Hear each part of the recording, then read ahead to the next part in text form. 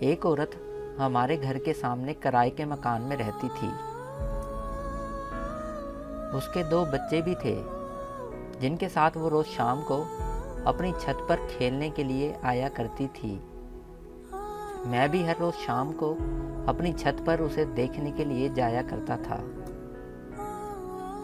میں اس کو اشارے کرتا تھا مگر وہ اگنور کر دیتی تھی۔ 6 مہینے گزر چکے تھے لیکن وہ میری طرف دیکھتی تک نہیں تھی۔ تب میری عمر تقریباً 18 سال تھی جبکہ وہ مجھ سے کافی بڑی تھی، اس لیے شاید وہ مجھے بچہ سمجھ کر اگنور کرتی رہتی تھی۔ پھر ایک دن مجھے بخار ہونے کی وجہ سے میں چھت پر نہیں جا سکا تو وہ عورت میری عیادت کے لیے ہمارے گھر آ گئی اور میرا حال چال پوچھ کر واپس چلی گئی۔ اس کا میری عیادت کو آنا میرے لیے اس بات کا اشارہ تھا کہ اس کے دل میں بھی میرے لیے احساس ہے۔ پھر جب میں اگلی شام چھت پر گیا تو وہ اشاروں سے میرا حال پوچھنے لگی۔ میں نے اسے اشارے سے بتایا کہ میں ٹھیک ہوں تو وہ مسکرانے لگی۔ 2 دن بعد ایک پرچی پر اپنا نمبر لکھ کر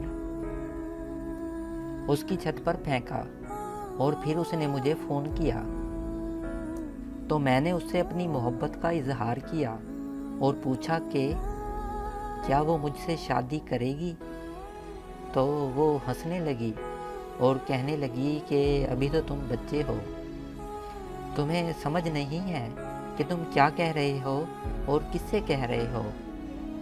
تو کہنے لگی کہ طلاق شدہ عورت سے کوئی شادی نہیں کرتا اور میں تو طلاق شدہ ہونے کے ساتھ 2 بچوں کی ماں بھی ہوں۔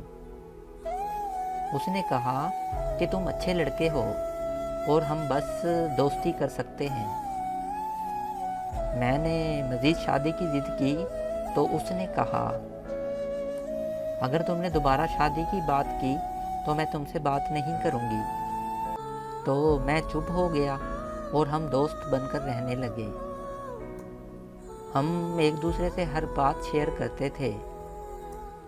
ایک رات ہماری فون پر بات ہو رہی تھی کہ اس نے بتایا کہ وہ گھر پر اکیلی ہے کیونکہ اس کے امی ابو شہر سے باہر گئے ہیں۔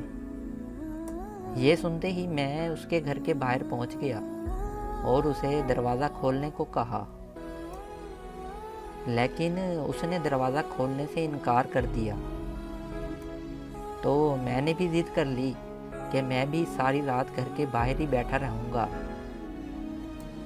2 گھنٹوں کی ضد کے بعد آخر اس نے دروازہ کھول ہی دیا، لیکن آج بھی مجھے اپنی اس ضد پر بہت پچھتاوا ہوتا ہے کہ کاش میں نے اس دن اپنی ضد چھوڑ کر اس کی بات مان لی ہوتی تو آج وہ زندہ ہوتی۔ اس کے دروازہ کھولتے ہی میں اندر چلا گیا۔ وہ بہت پریشان اور گھبرائی ہوئی تھی کیونکہ اس کو پتا تھا کہ اگر کسی کو پتا چل گیا تو اس کی عزت خاک میں مل جائے گی، اور پھر اس کا ڈر سچ ثابت ہو گیا۔ مجھے کسی نے اس کے گھر داخل ہوتے دیکھ لیا تھا اور اس نے پورے محلے میں رولا ڈال دیا تھا۔ سارے محلے والے اکٹھا ہو کر اس عورت کے گھر آ گئے۔ میں چھپ گیا تھا لیکن انہوں نے مجھے ڈھونڈ لیا تھا۔ میرے گھر والے بھی محلے والوں کے ساتھ موجود تھے۔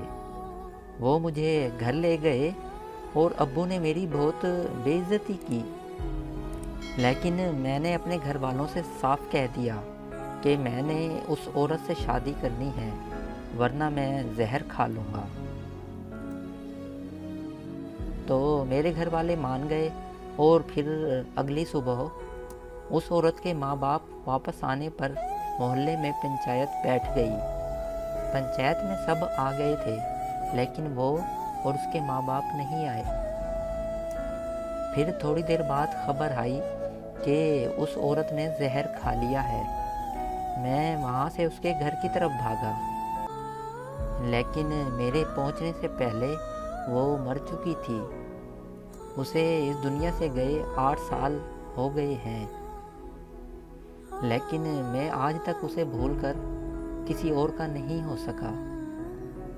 مجھے یہ بات آج بھی اندر سے کھا جاتی ہے کہ کاش اس دن میں ضد نہ کرتا تو وہ آج زندہ ہوتی۔ اس سے بڑا درد کیا ہوگا کہ میری وجہ سے اس کی جان چلی گئی۔